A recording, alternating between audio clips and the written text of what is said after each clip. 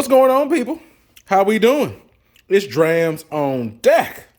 And today, y'all, we got some nice hot review. What we gonna do? I want a scotch today. I want something that's smooth. And that's gonna give me exactly where I need to be. Let me bring it over here. Bow. I see the. I think I'm gonna wait for you. But this one right here, I think this is the winner right here. You see it. Bunnahabhain, 12-year on deck. Yes, sir. You see it. Look at this bad boy. You see it. Bunnahabhain, 12-year. Uh-huh. This is a staple scotch. I think any scotch drinker already knows what time it is. I shouldn't have to tell you. But if you're new to scotch, this is definitely something that you should try. Bunnahabhain, 12-year. You see it. Sitting at 46.3%. This one right here, aged in sherry and bourbon barrels. We're going to get all into it. The Bunnahabhain 12-year on deck for review. Let's go. What's going on, baby? We back at it again. Another hot review for you. Drams on deck. Today, you see it. We got a real one in the building. When I say a real one is in the building. Today, we got the Bunnahabhain 12-year is in the building for review. Yes, sir. Bad boy sitting at 46.3%. And I actually like the bottle right here. It's a very dark bottle. I like the little scripture in the front. I think about 3 or 4 years ago they rebranded, so Bunnahabhain used to look a lot different. The bottles and the scripture on the front was different. So this is the newer version from 3 or 4 years ago. And actually, I actually really recently started getting to Bunnahabhain probably within that time frame. So the earlier expressions I wasn't blessed enough to try, but people who did try it said this is equal. So I did fact check that, but it's all subjective as everything else. So anyway, Bunnahabhain 12-year. This one right here should, if you're a real scotch drinker, I think this should probably maybe be a staple in your entry-level collection. When I say entry-level, I think every expression in the Scotch world at least usually has a 10 or a 12-year, mostly a 12-year. So whether it be Glenlivet, Glendronach, Glenfiddich, Macallan, Balvenie, just I can keep going. Any of those, Glenmorangie, you're gonna have a 12-year expression. So this 12-year, in my opinion, should be kind of in the ballpark with all your other ones. This is, I want to say, this is my second expression of Bunnahabhain. I've tried more Bunnahabhains, but this is the only, I think, a second or third bottle I've had from them.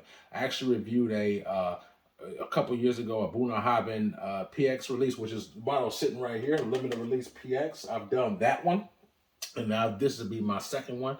And though I've tried other Bunnahabhains, those are all the only reviews I've had. This is a 12-year.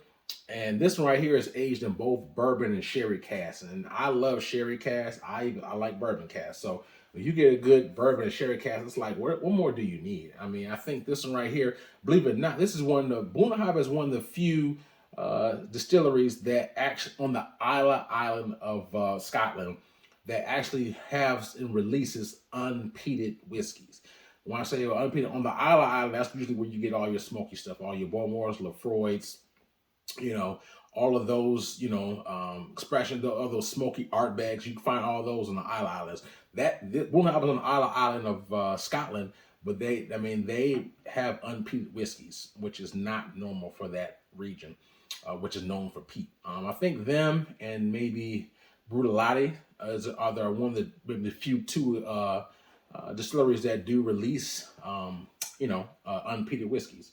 So even though is unpeated, is in my opinion, they put out pretty much solid products. So this bottle right here, it's so dark you can't see, but it's probably about right around here. So I'm probably at the 30% left of here. I had this bottle for maybe about 5 months. So I'm well past the shoulders, not a neck pour. And so as always, we're gonna nose it, we're gonna taste it, and we're gonna score it.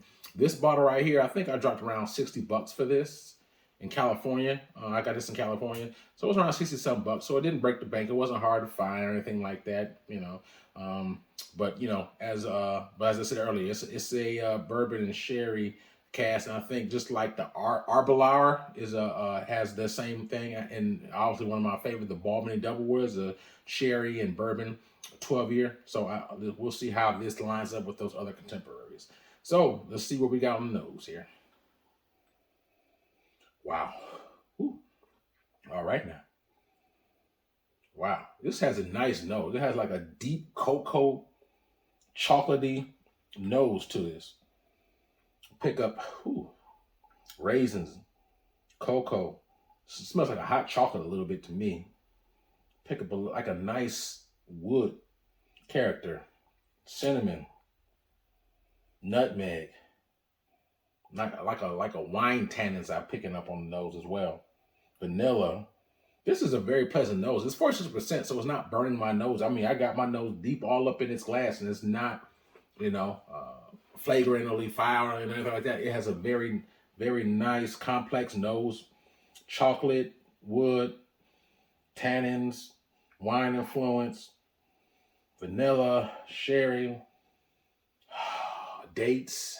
Very nice, very nice. And I'm not even a nose person. That's to let you know when I'm going la over a nose, that's a good thing because I'm not usually a super nose guy. Most of the time, if I'm not in front of a camera, unless I'm trying something for the first time or it has peat, I do like to smell the peat. But if it's like a non-peated whiskey, when I'm drinking it, I just drink it. I don't normally stop and really get into the nose that much unless when I'm drinking it, I smell something that really arouses my attention.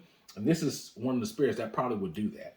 And if you take a look, the camera should be able to pick it up, but it's a nice medium amber color. So I like the color on this one. I like the nose on this one. The price is right. So we're going to see what this taste buds do. Cheers.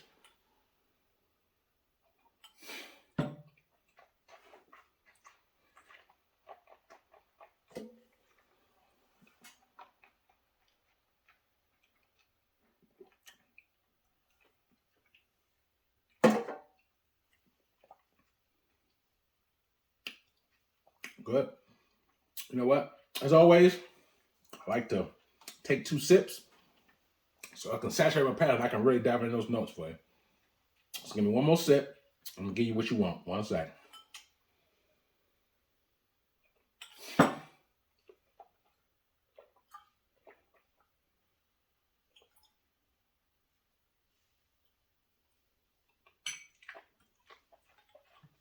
Mm-hmm.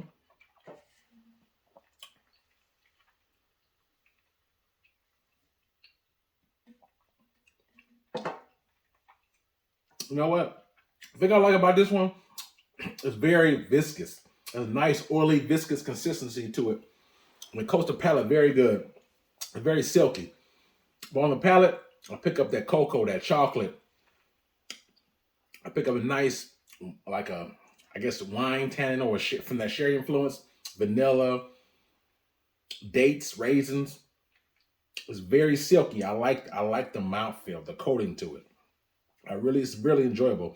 Even though it's unpeated, I pick up just a little small kick of a little smoke. Just a very little though. And I like that. It's very well rounded. Chocolate, sherry, dates, vanilla, honey. It's good. It's very good. I enjoy it. It's 46% too. So for me, it is, for an entry level one, it really does its thing. But I mean, it's entry level, meaning that it's usually like the age statement wise one of the easiest to find, the youngest expressions that they come out with, at least as age stated.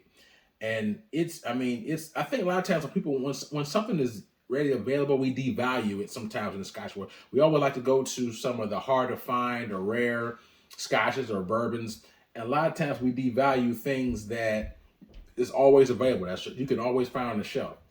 I'm not saying you can always find it on the shelf, but you can damn near always find this on the shelf. Usually. Prices may vary where you come from. They even had this at the Bourbon Whiskey Festival. So they had this there too. So very good, very good. And you saw earlier as I took that second sip, I actually dolloped some more water in here. So I'm gonna give you my opinion of it with the water. It's 46%. So it can, take maybe a drop or two of water just to see if it opens it up. Usually I don't think I've ever put water in it. I've always just drunk it neat. But just for review and experiment purposes, I'm curious to know if the water enhances or changes up in any kind of way. But right now, And sometimes I get nervous because I really enjoy the silkiness and the mouthfeel, the viscosity that it has in the mouth. So sometimes if you put too much water, you can kind of maybe dampen that down, and I don't water down the viscosity, and I don't want to do that. So anyway, put a decent amount. So we're gonna see. So let's try this. This is with water. Let's give it a shot.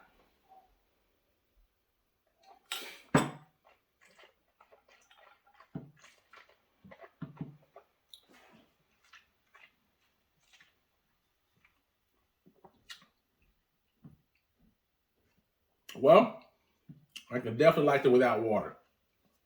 You know, to me, with the water, I mean, I didn't put a whole lot, but it's perfect the way it is. It's 46%. The drink's fine.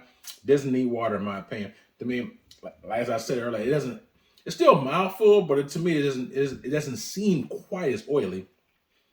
I do pick up a slightly more chocolate on it, but I don't pick up as much as the sherry and tannins. But to me, it was perfect the way it was. I think it was perfect at the 46% for just neat sipping. So just, obviously everyone is different, but in my opinion, I think my suggestion is do it without water, but obviously you make your own judgment on that. Back to this, definitely neat is the best way to go.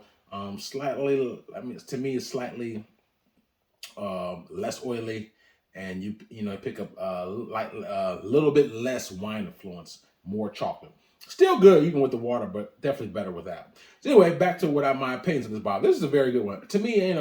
If you talk about the entry level 12-year age stated Scotch entry levels from like any, you can pretty much pick out any distillery. The 12-year, I think this stacks up good as any 12-year that you want to find. So Bunnahabhain 12-year definitely should be the staple in your collection if you are a whiskey drinker.